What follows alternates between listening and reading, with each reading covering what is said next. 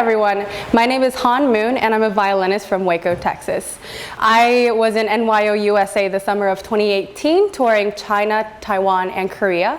And today I will be talking about everyone's favorite topic, vibrato.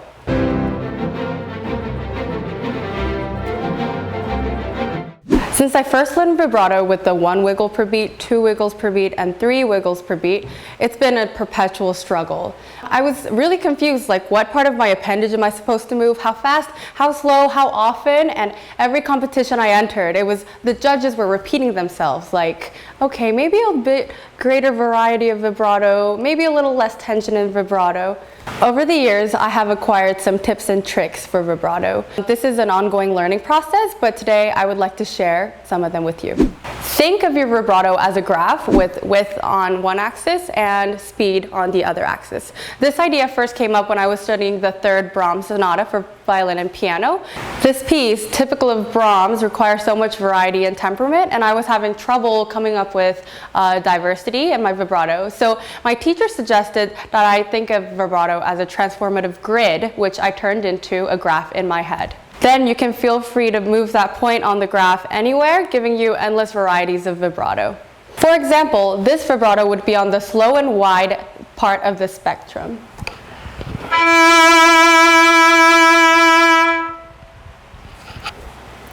And on the opposite quadrant, there's the fast and narrow.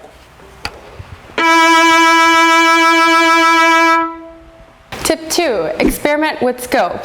Scope as in the part of your body that you are using to make your vibrato. Whether it's your wrist or forearm, each produce a very distinct vibrato. I personally find that an arm vibrato or forearm vibrato creates a very rich sound, while a finger vibrato creates a clear and brilliant sound.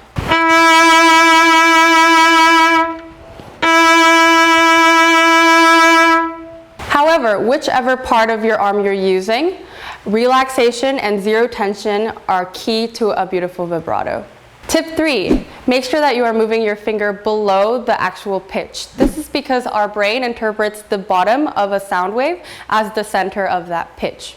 So if you wiggle above the center, the pitch will be perpetually high and you will sound sharp all the time. That's an example of vibrating above the note and not below to bad results. Tip 4, exercise your weak fingers. A firm but not death grip is vital to a healthy vibrato, and that requires strength and stamina. For me and most people, the 4th finger tends to be the weak link of all of our fingers. So I learned this technique to exercise this muscle right here to make sure that the vibrato is healthy and strong. A method to build this muscle right here is to put your middle 3 fingers down, put your thumb over, and move this finger down, out, in, up, down, out, in, up, and keep going. After some time, you should feel this muscle burning right here, and this will ensure for a strong, healthy 4th finger vibrato, which we all need. I even think there's a rap to this motion by Brian Lewis, the violin pedagogue and performer. If you'd like to check it out, there's a link in the description below. As this video comes to an end, let's quickly recap the 4 tips. Tip 1, think of your vibrato as a graph, a grid, or a sliding scale of some sort with 2 variables of width and speed. Second, experiment with using your arm, wrist, finger, or a combination of the 3.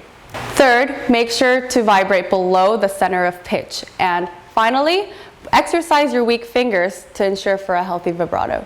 Follow these tips and you'll be on your way to a golden, flawless vibrato. Thank you guys so much for joining me on another NYO-U mini masterclass on developing your vibrato. If you would like to see more videos to help you on your musical journey, click the link here and subscribe to NYO-USA.